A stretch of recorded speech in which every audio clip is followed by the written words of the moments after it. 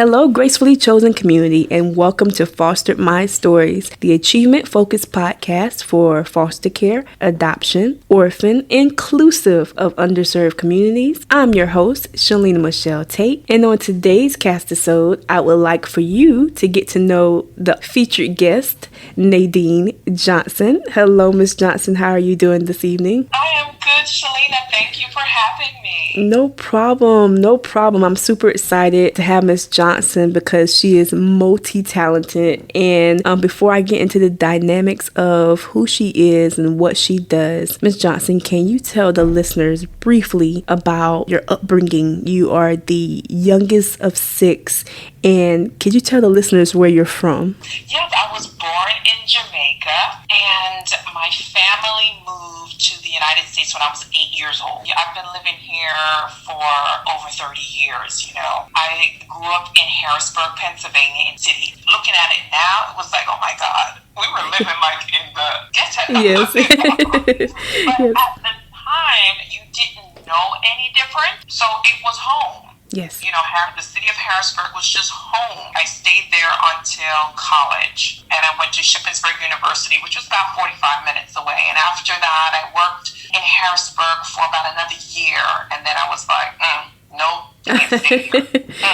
Yes. And I ran to Maryland. I love the fact that you basically already had that gusto of you wanting more. I definitely found that nudge for myself a little bit later in life, but when you get that nudge, it's like kind of overwhelming. It's like, I want to do something different. I can't stay here. Could you tell the listeners about the fact that you have diverse and 17 years plus of graphic design and writing skills? How did you get into that? Was that something you wanted to do in childhood? Tell us about that. I went to college to get a marketing degree. Okay. And the graphic designing bug took me before I went to Shippensburg University. Okay. I wanted to actually go to Indiana University because they had a specific program for communications and design and advertising. And my dad was like, your sister's at Shippensburg, you're going to Shippensburg. Oh. And so that's how I ended up at Shippensburg. Yeah. And so I kind of released that kind of designing bug. So when I moved to Maryland, I started working for a company called Congressional Quarterly. And I was doing like ad trafficking. So basically making sure that the right ads went into the right magazines at the right time. Yes. And, I would look at the ads, try to think of how it was created and who created it and how they put the text with the pictures and just analyzing these ads, And then this is where God has always put people in my life to highlight my path, Yes. And there was a lady who worked in the marketing department. I was telling her that I'm frustrated, I need something different, I need my purpose. And she said, why don't you come and sit with me one day and you can see what I do and maybe it's something that you like. And so I took her up on the offer, and she was a graphic designer. And I watched what she did over my lunch period, and I was like, that's what I want to do. And so this was after I got my degree, so I went back to the Maryland College of Art and Design and got my graphic designing certificate. And from there, I started doing graphic designing. I worked for the company had a book division. Okay. And I got a job in that division doing marketing, and I started doing their graphic design.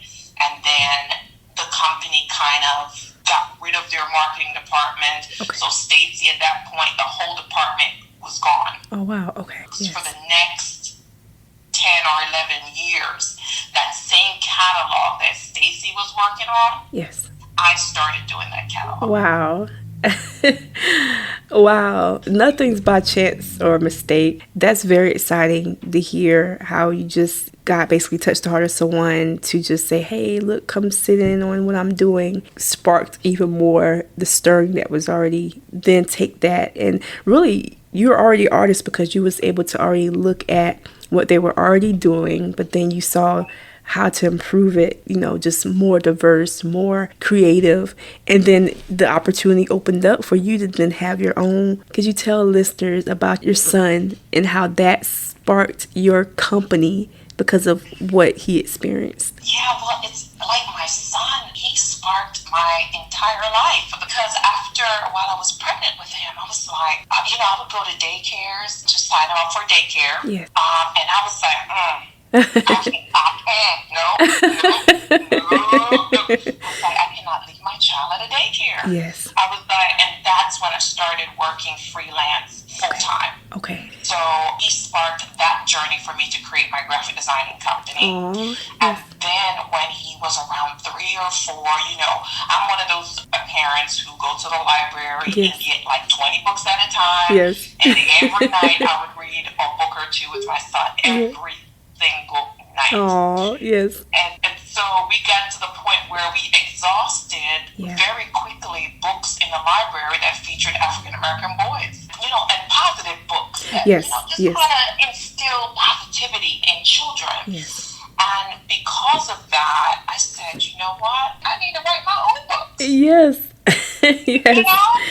This isn't good. Yes. And so that's when I started 123 Mango Tree, and I started publishing, writing, illustrating, and publishing books that featured African American children.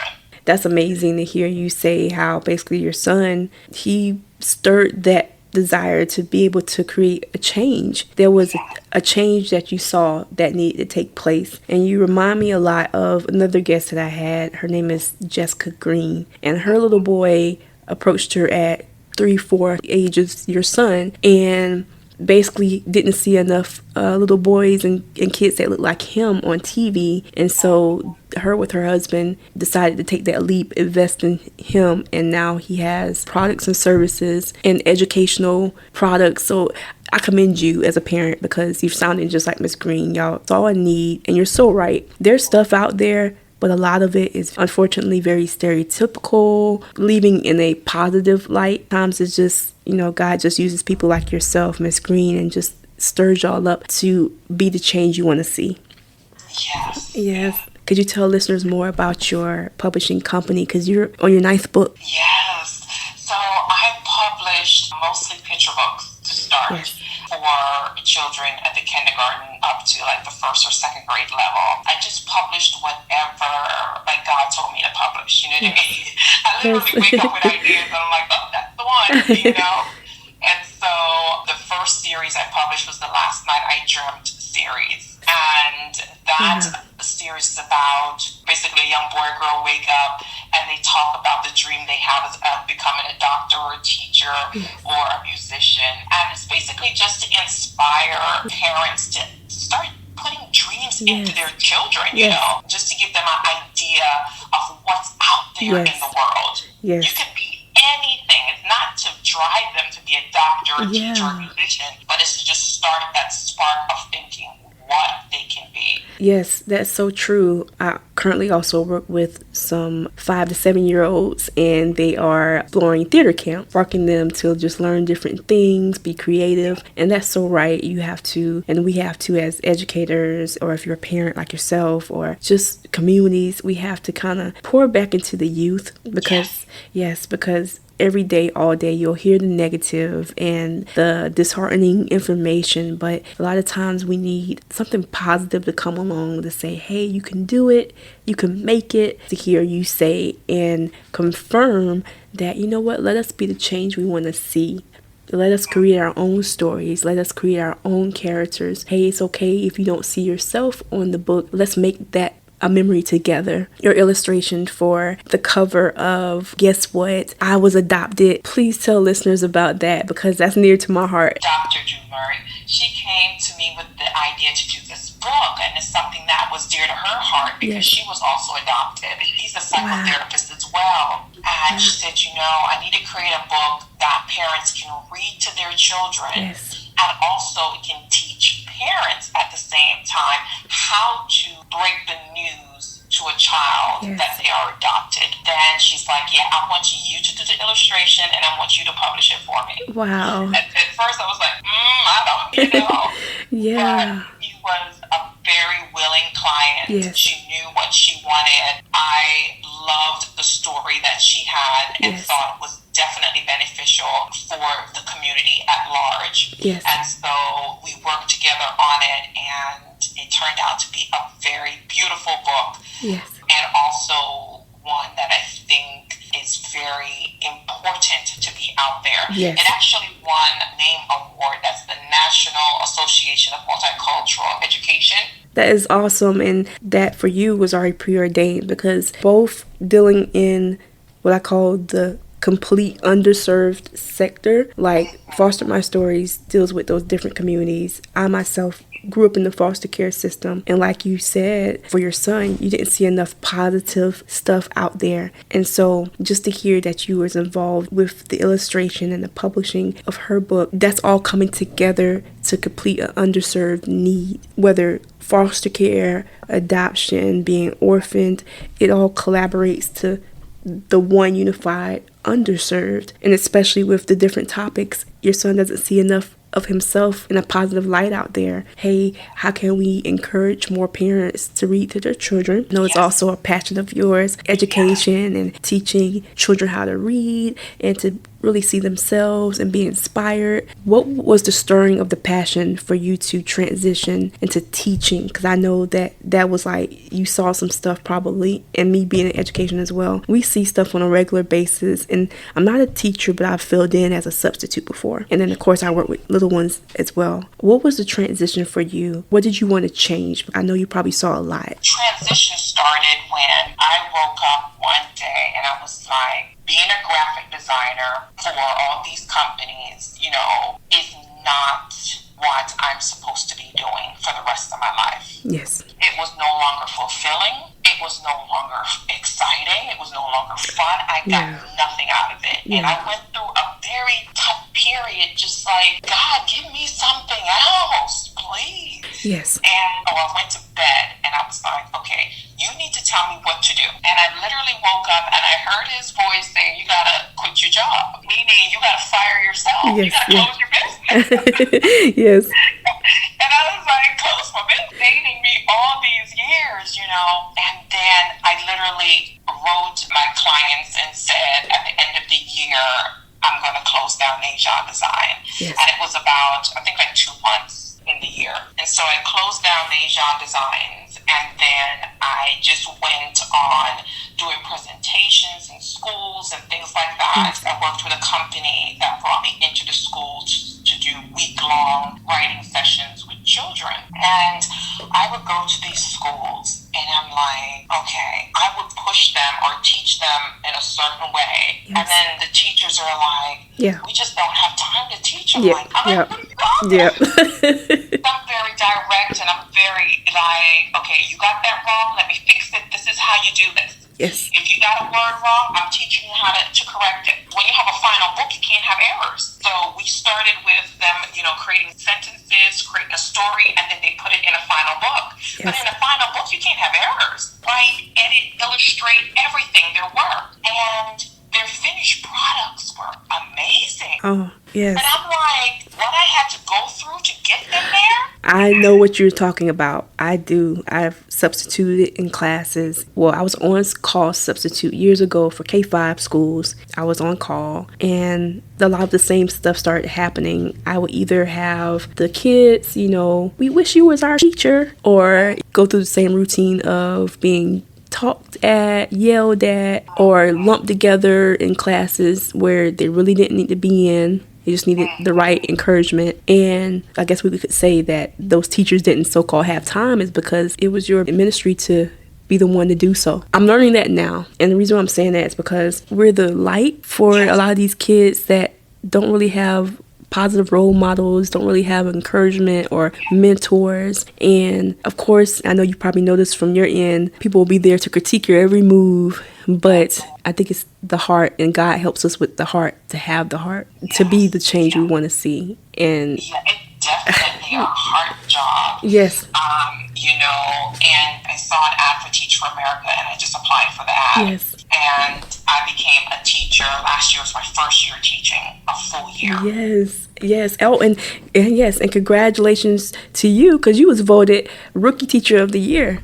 Yes. Yes.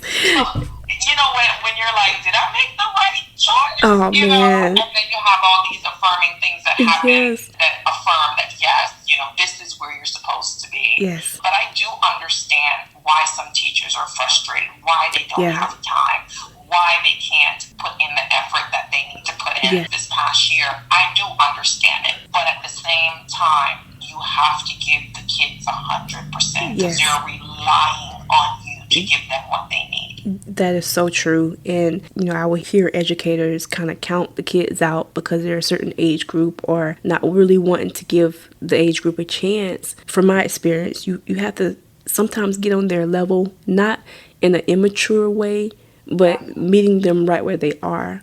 And then I feel that from there, they'll see that you really care. And not that you're trying to overdo anything or outshine anyone, but I feel that they know your heart, they know your intent, they know that you really care. It's just the doors that God is opening.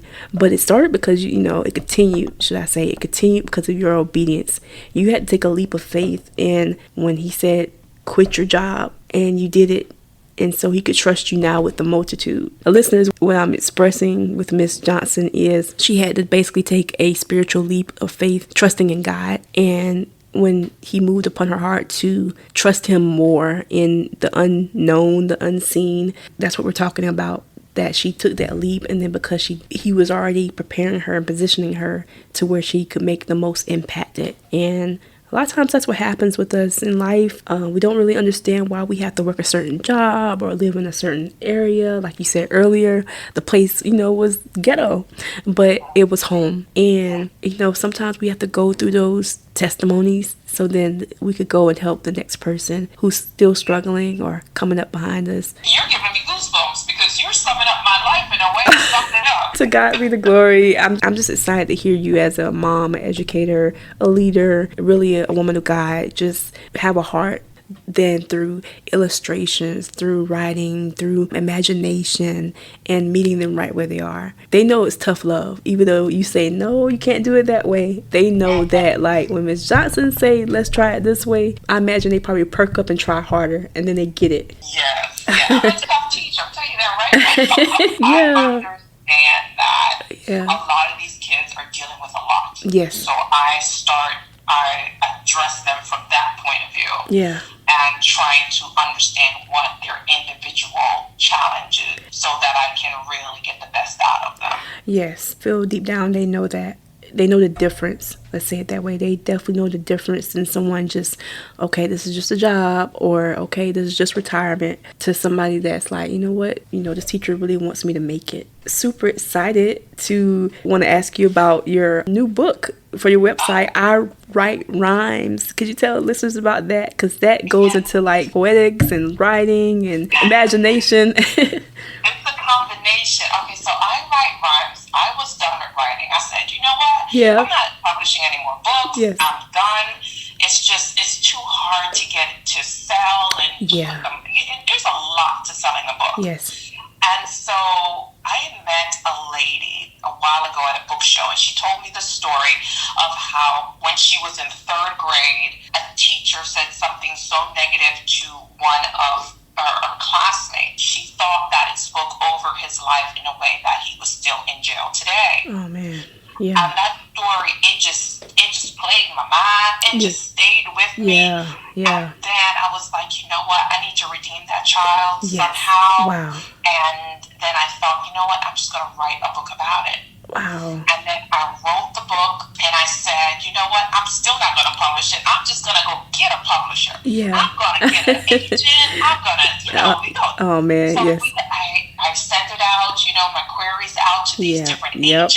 It's a mixture of prose and poetry. So it's a story, but the main character writes poetry throughout the book to kind of cope with what he's dealing with. Yes. And so I would get responses like, I like the story, but I don't like the what? Got to a point where God was like, just release the book, Nadine. It has to go out there. Yes. And it's a book about a young boy who he gets into some trouble because his family structure is changing. It makes him angry, and he gets in trouble, and he has to move to a new school. New school, he faces racism for the very first time. The microaggressions from his teacher. He also, for the first time, is seeing how the racism that's going on in the world is affecting his father. And then we get an idea of the trauma all of that causes on him as he's trying to deal with what's being done to him in the school. And, I just thought that we need to start having these conversations. Yes. We have to understand that it is a different world that we are living in, and that what's going on is affecting us and our children in a way that is permanent. Delves into racism, race relations.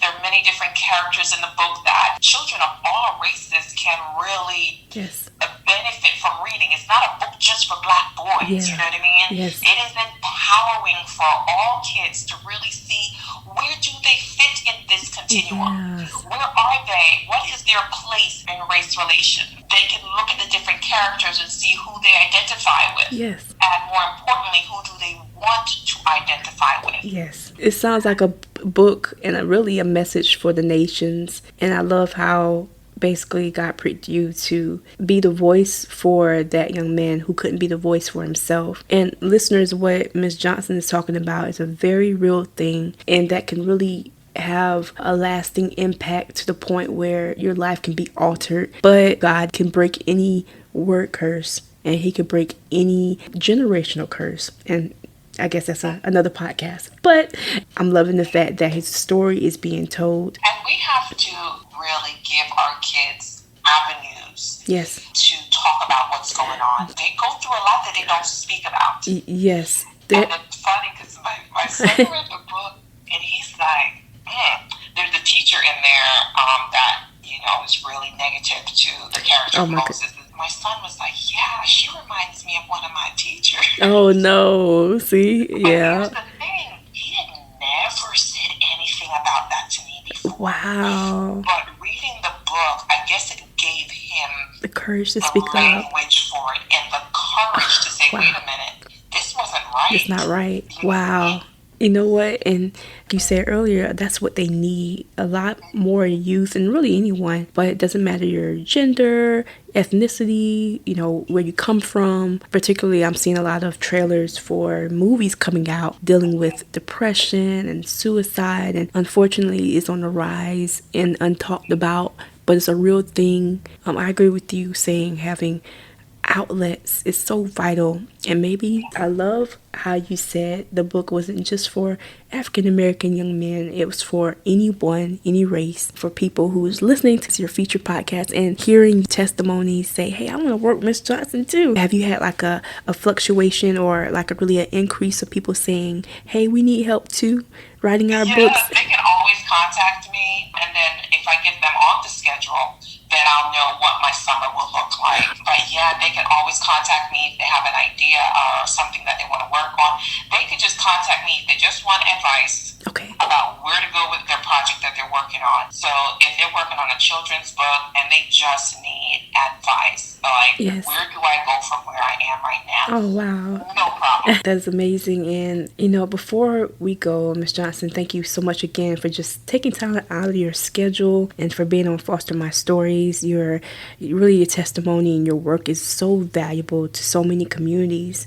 What advice would you like to give anyone that's, whether they're wanting to be an author or whether they feel like the little boy that you wrote the story about or your son? What words of wisdom would you like to give listeners? I would just like to say that it's important for us to know for a fact that we were put on this earth for a purpose. Yes. And our job is to figure out what that purpose is. And it's not going to look the same every day. Yes. Because, we go through different stages in our life, different seasons and different stages. So in one season, it might just be to be the best mom you can be. Yes. In the next season, it might be a mom to many kids, like being a teacher. Yes. I'm in right now. You know what I mean? So the thing to keep in mind is you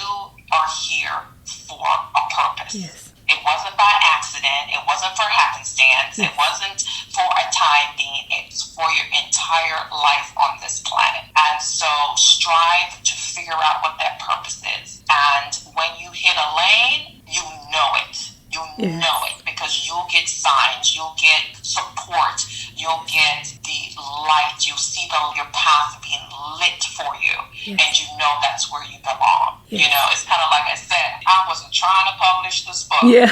but I just get all these different signals that you did it, and you did it at the right time. Yes, yes. And thank you so much. And you're right. You always kind of lag behind if you try to go ahead of him. And, you know, if you don't trust him, if you don't take that leap at all, you're going to kind of keep going around in circles. So that's life lessons. And I thank you for reminding us all to just know that we all have a purpose. Yes. Even with everything that's happening, we have to still know that we can have faith.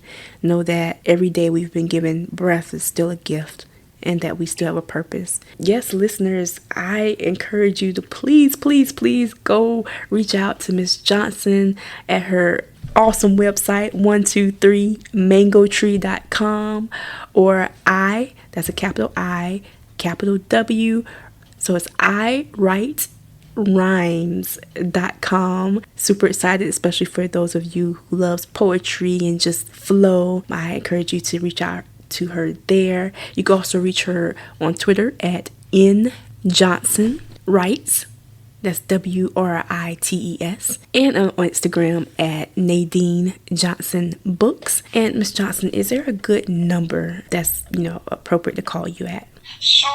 That's my number. It's 843-276-3738. Yay, awesome. Still beaming. Thank you so much again, Miss Johnson, for taking time out of your schedule to be here on Foster My Stories. And if your upbringing, community service, or job connects you to the foster, adoption, orphan, or underserved communities, I would love to chat at Foster My Stories Central Facebook page. If you are enjoying the Foster My Stories podcast, you can check out the latest content, and make sure to tune in next Wednesday at the new time, 5 p.m. Eastern Standard Time, via Red Circle Podcast, Spotify, Amazon Audible, Radio Public, and Google Podcasts.